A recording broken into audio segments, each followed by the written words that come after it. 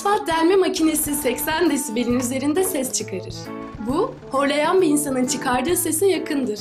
Horlama sadece yakınlarınızı rahatsız etmekle kalmaz. Bazı hastalıkların habercisi de olabilir. Eğer horluyorsanız bir doktora görünseniz iyi olur.